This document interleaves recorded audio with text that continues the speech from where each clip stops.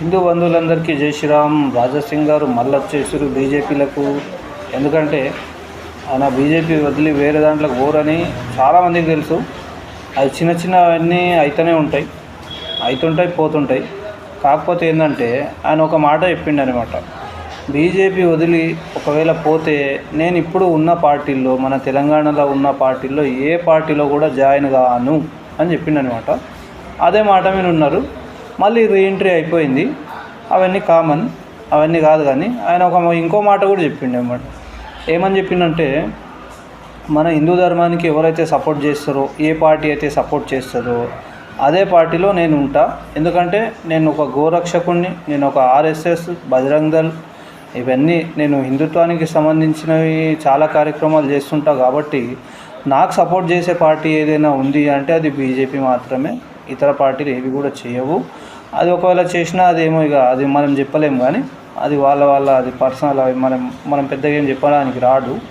అయితే BJP హిందుత్వానికి support చేస్తుంది కాబట్టి నేను బీజేపీలోనే ఉంటా అని చెప్పిండు. అదే మాట మీద ఉన్నాడు. అందుకనే మళ్ళీ రీఎంట్రీ అయిపోయింది. అయితే ఇప్పుడు బీజేపీ సపోర్ట్ చేస్తుందా చేయదా అనేది మన జనాలకు తెలియాలి, ఓటర్లకు తెలియాలన్నమాట. ఇప్పుడు ఇంకోటి ఏంటంటే విషయం, బెంగాల్లో మమతా బెనర్జీ భయపడడం చాలా అయిపోయిందనమాట. ఫస్ట్ టైం అంట భయపడడం. ఆమె భయపడడం చాలా అయిపోయింది. అంటే ఎందుకు భయపడుతుంది? ఒక సీఎం ఉండి ఎందుకు భయపడాలి? జనాలతో ఎందుకు భయం పడాలి కదా? సీఎం ఏమని చేయొచ్చు కదా, భయం ఎందుకు? అయితే భయం ఎందుకు అంటే అక్కడ ఉన్న బంగ్లాదేశీని మొత్తం ఏరి ఎలగొట్టేస్తారు అనమాట.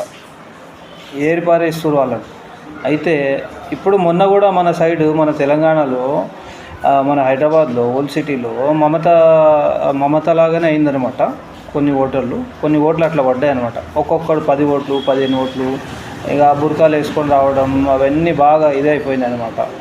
అయితే ఇక్కడ మాధవీలత గారు వచ్చే ఆ సిచ్యువేషన్ ఉండే. మాధవీలత గారు రాలేరు. ఎందుకు రాలేరు? ఇటువంటి దొంగ ఓటర్లు ఇక్కడ కూడా ఉన్నారు. కాబట్టి మన తెలంగాణలో ఈ బంగ్లాదేశీల్ని, ఈ రోహింగ్యాల్ని ఎప్పుడు ఎలగొడతారో అని చెప్పేసి మాలాంటి వాళ్ళు చాలామంది ఎదురు చూస్తారు. కానీ మరి ఎప్పుడు ఎలగొడతారు? మీకు ఇంకెప్పుడు మేలుకు వస్తుంది? ఇంకా ఎన్ని రోజులు పడుకొని ఉంటారు? ఈ బంగ్లాదేశీ వాళ్ళు, ఈ రోహింగ్యాలు రావడం వల్ల మనోళ్ళకి పనులు దొరకక నానా కష్టాలు పడుతున్నారు సార్. సీఎం గారు దయచేసి ఈ రోహింగ్యాలని, ఈ బంగ్లాదేశీ వాళ్ళని, ఈ ఆఫ్ఘనిస్తాన్ వాళ్ళని అందరినీ ఏరి వాళ్ళ దేశానికి వాళ్ళకి పంపిస్తే మా వాళ్ళంతా చాలా సంతోషంగా ఉంటారు. ఎవరి పని వాళ్ళు చేసుకుంటారు సార్. వాళ్ళ వల్ల మన సిటీ గలీజ్ అవుతుంది, మన దేశం గలీజ్ అవుతుంది ఈ రోహింగ్యాల వల్ల. దయచేసి వీళ్ళని ఎలగొడతారు.